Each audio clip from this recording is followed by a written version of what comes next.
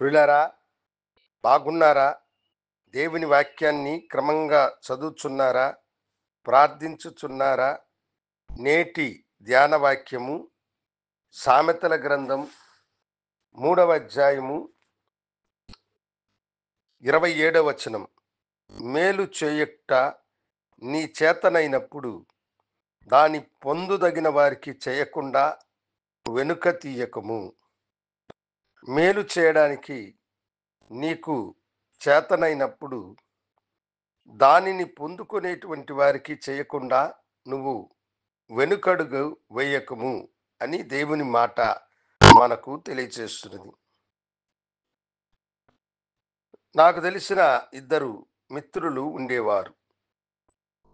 నేను గ్రామాలలో పరిచర్య చేసేటప్పుడు జరిగిన సంభవము ఇది. ఆ మిత్రులు ఇద్దరు కూడా శత్రువులుగా మారినారు కొన్ని వివాదాల వలన. ఒకసారి వాని స్నేహితుని యొక్క ఎద్దు ఒకటి బావిలో పడిపోయినది. ఇతడు దానిని చూసి దానిని బ్రతికించడానికి బదులు తన మనసులో వాడికి నేనెందుకు మేలు చేసి వాని యొక్క మూగజీవిని నేనెందుకు కాపాడాలి, ఈ నష్టము వాడికి సరైనటువంటి గుణపాఠాన్ని చెబుతుందని ఆ స్నేహితుడు అనుకొని కొంచెము ముందుకు వెళ్ళాడు. అయితే కొంచెము ముందుకు వెళ్ళిన తర్వాత అతని మనస్సులో ఈ రీతిగా అనుకున్నాడు, నేను అతనికే పగస్తుని కానీ ఆ మూగజీవికి పగస్తుని కాదు కదా. అది నా కండ్ల ఎదుట ఈ రీతిగా ప్రాణం కొరకు కొట్టుకుంటుంటే దానిని కాపాడకుండా పోవడము ఏమి న్యాయము అని అతని మనస్సాక్షి అతన్ని గద్దించింది గనుక అతడు పొలాలలో పనిచేయుచున్నటువంటి వారందరినీ కేకలేసి వారందరూ ఉమ్మడిగా చేరి బావిలో పడ్డ ఆ ఎద్దుని వారు కాపాడినారు.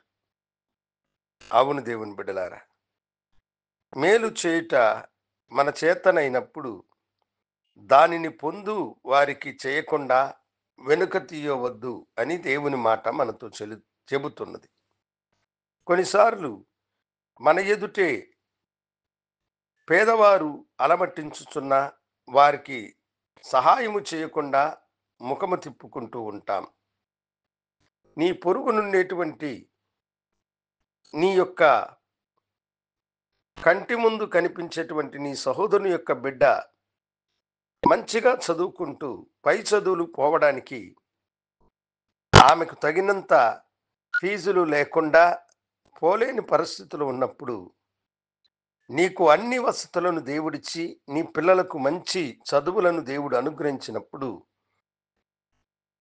ఆ బిడ్డ చదువుకోకపోతే నాకొచ్చిన నష్టమేమి అని నీవు అనుకోకుండా ఆ బిడ్డ యొక్క చదువుకి నీవు సహాయము చేసినట్లయితే అది నీకెంతో ఆశీర్వాదకరముగా దీవెనకరముగా ఉంటుందన్న సత్యాన్ని నువ్వు గ్రహించాలి.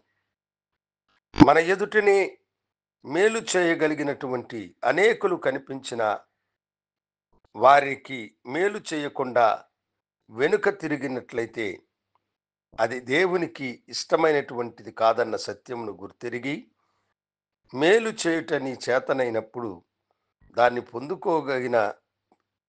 పొందుకొనదగిన వారందరికీ మేలు చేసి దైవ దీవెనలను మీరు పొందుకొనవలసిందిగా ప్రభు పేరట నేను మీకు తెలియజేయచ్చు ఉన్నాను. ప్రార్థించుకుందాం. గనుడా, నీకు వందనాలు. మేలు చేయగలిగిన మంచి మనస్సు నీ బిడ్డలకు మీరు అనుగ్రహించమని యేసు నామమున అడిగి వేడుకొంచున్నాము తండ్రి. ఆమేన్. శుభోదయం.